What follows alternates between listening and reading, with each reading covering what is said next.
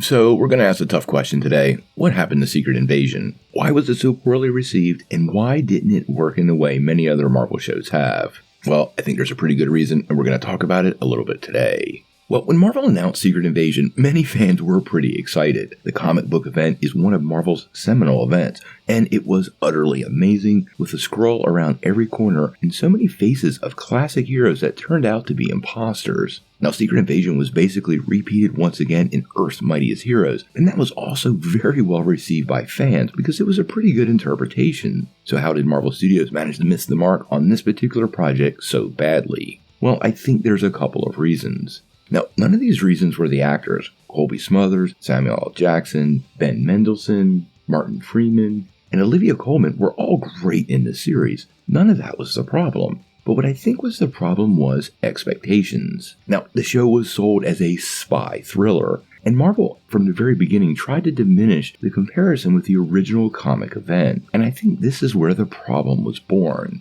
Now, I love a good spy thriller. The Winter Soldier is one of the best movies Marvel has ever done, and I think they were attempting to recreate that same kind of energy, and then not nailing that aspect of the show complicated the bigger problem. Yes, a good spy thriller would have probably kept fans tuned in and interested in the show despite the differences from the comic, but sadly, the spy thriller aspect really didn't catch on and didn't drive the narrative in a way many fans had hoped, therefore exacerbating all the problems with such a massive change from the original event. Now, Marvel has changed stuff from the comics since day one, but the thing they traditionally have managed to do very well is capture the spirit of the original comic. A great example will be the origin of Tony Stark as Iron Man, which was deeply changed for the first film, and although all those changes were surface changes, the spirit of that story was held up through and through, and that's why fans, especially comic book fans, connected with the character. The changes to Secret Invasion absolutely missed that mark,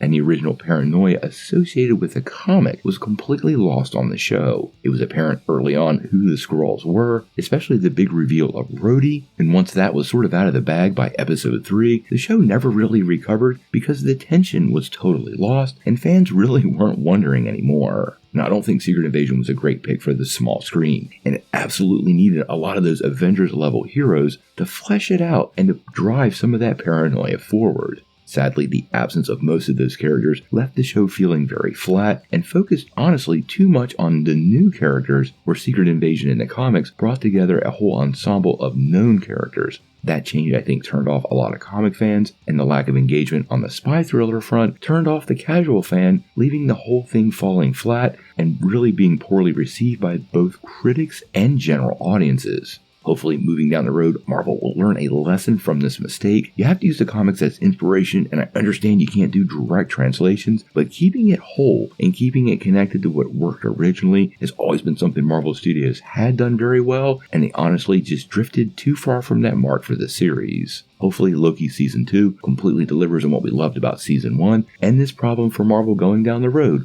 will get fixed in that focus on quality over quantity. But honestly, we're gonna have to wait and see.